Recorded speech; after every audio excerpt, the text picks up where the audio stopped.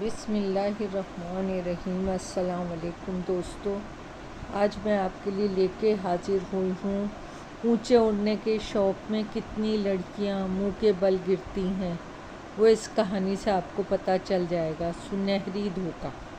मेरा नाम शाहाना है। मैं भारत के शहर दिल्ली में रहती हूँ। हम 6 बहन भाई हैं। 2 भाई 4 बहनें।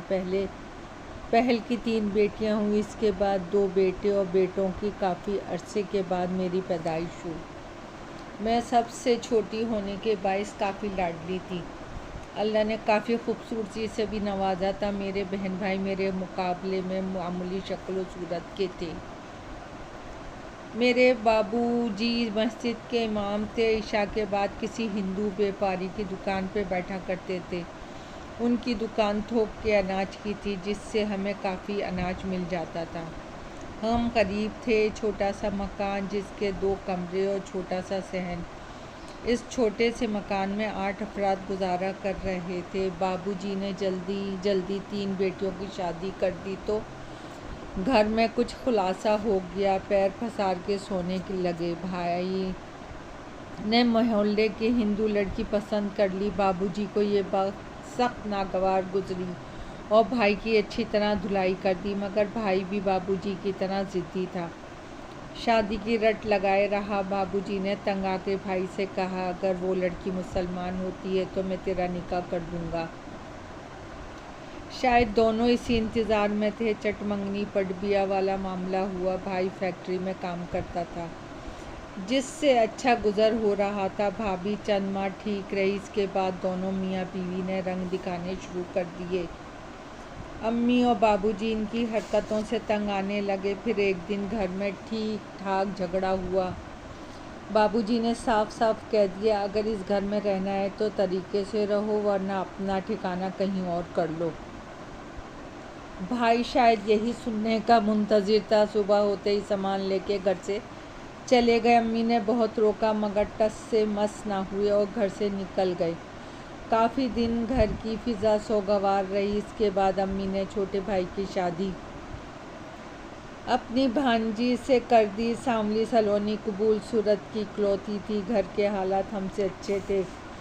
घर में एक बार फिर रौनक लग गई। सब कुछ मामूल पे आ गया। थोड़ा वक्त गुजरने पे पता चला कि मौसूफ़ा को कामकाज की आदत नहीं है। दिन के 11 बजे सो के उठना, नाश्ता करके दोबारा कमरे में बंद हो जाना, भाई के आने के बाद सज संवर के कमरे से निकलना रोज़ की कहानी बन गई। अम्मी दबे लफ्ज़ों में सुनाती, मगर कान पे जू ना रेंगती। तंग आके अम्मी ने भी ज़बान बंद कर ली। एक दिन अम्मी की तबीयत ख़राब थी। मैं कॉलेज गई हुई थी। बाबूजी ज़ोहर पढ़ के खाना खाने आए थे। मैं और बाबूजी घर में दाखिल हुए तो सारा घर उल्टा पड़ा था। मैंने अम्मी को उठाया, पानी पिलाया, फिर भाभी के कमरे का दरवाज़ा बजा के बाहर बुलाया। बाबूजी को सख्त गुस्सा आ रहा था। उन्होंने आओ देखा ना ताओ भाभी को दिल खोल के सुना दी। भाभी ने भी बाबूजी से खूब बदतमीज़ी का मुजाहिरा किया और जाकर कमरे में बंद हो गई। रात को भाई आया तो दिल खोल के नमक मिर्च लगा के भाई को बाबूजी के सामने खड़ा कर दिया। बाबूजी हक्का बक्का भाई के इल्ज़ामात सुन रहे थे। अरे बेटा, मैंने तो सिर्फ तेरी अम्मी की तबीयत ख़राबी के बाइस अगर थोड़ा सा ज़्यादा बोल दिया तो कौन सा गज़ब हो गया जो इतने आपे से बाहर हो रहा है। सारा दिन तो ये कमरे में बंद रहती है, खाया पिया जाकर कमरे में बंद हो जाती है। इससे तो एक गिलास का पानी भी सहारा नहीं। अगर ऐसा ही है तो हमें अलग कर दो। भाई चिंग कर बोला। बाबूजी को और गुस्सा आगे चिल्ला के बोले, इसी घर में रहना है तो साथ रहो, वरना तेरी मर्ज़ी। ये कह के बाबूजी घर से निकल गए। दोनों मियाँ बीवी ने साथ खाना पीना बंद कर दिया। एक रात हम माँ बेटी कमरे में बैठे खाना खा रहे थे कि दरवाजे पे ट्रक आके रुका। भाई 2-3 बंदों के साथ घर में दाखिल हुआ। पता चला दोनों मियाँ बीवी घर छोड़ के जा रहे थे। मैंने काफ़ी मिन्नत समाजत की, बहुत रोका, मगर भाई वो शायद पूरी प्लानिंग करके बैठे थे।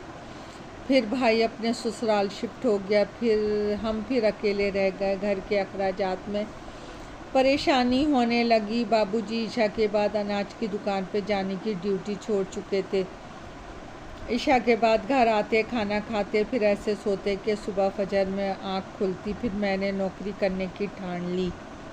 दिल्ली के जिस इलाके में हम रहते थे वो कच्ची पक्की आबादी थी। इसी इलाके में तालीम हासिल की।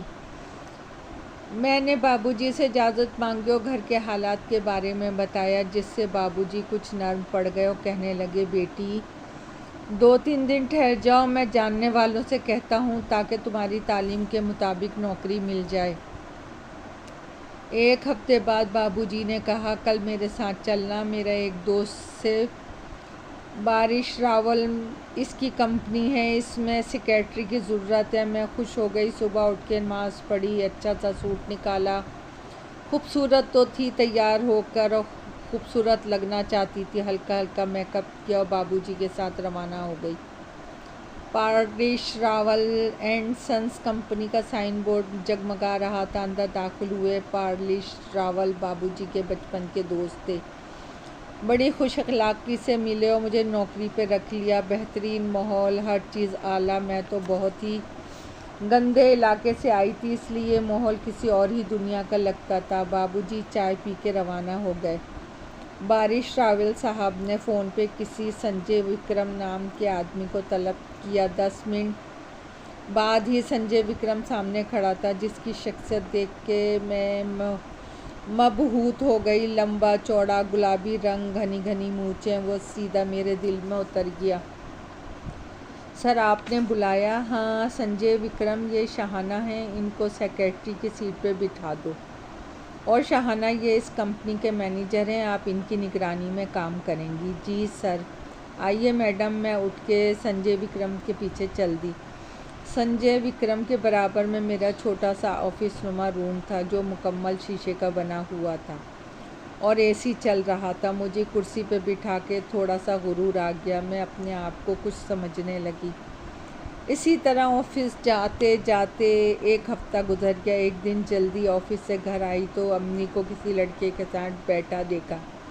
मैं सलाम करती हुई कमरे में आ गई। शाहाना, अम्मी की तेज़ आवाज़ आई, बेटी चाय बना लो, तेरे बाबूजी भी आने वाले हैं। असर पड़ के 5 मिनट बाद ही बाबूजी की आवाज़ आने लगी। मैं कपड़े बदल के बाहर आ गई। किचन में जाके चाय बना के ट्रे में रख कर ले आई। शाहाना, देखो ये तुम्हारे चचा सलीम का बेटा एहसान है, झारखंड से आया है। जब ये बहुत छोटा था तो आप अपने बाप के साथ दिल्ली आया था। माँ तो पैदा करते ही मर गई। बड़ी बहन भाइयों ने पाला। मेरा भाई तो किसी हिंदू लड़की की मोहब्बत में गिरफ्तार हो गया था। निकाह करके 3 बच्चों को छोड़ दिया। वो 3 तो शादीशुदा हो गए। ये बेचारा इधर उधर ठोकरें खा रहा है। सो मैंने इसको अपने पास बुला लिया। अब से ये इसी घर में रहेगा। बाबूजी एहसान का मुकम्मल तारुफ करवा रहे थे। मैंने बचपन में देखा था, अब तो जवान था। वो ही बचपन जैसा सांवला, लंबा, सूखा मुझे बड़े गौर से देख रहा था। मैं भी इसी को देख रही थी। मैं चाय पी के कमरे में आके सो गई। मुझे नमाज कुरान से ज़्यादा दिलचस्पी ना थी, बस फ़र्ज़ पूरा कर लेती थी। सुबह उठ के नाश्ता किया और घर से निकल गई। दोस्तों, कहानी जारी है। अभी पसंद आए तो लाइक और सब्सक्राइब कीजिएगा। आपकी दुआओं की तलबगार।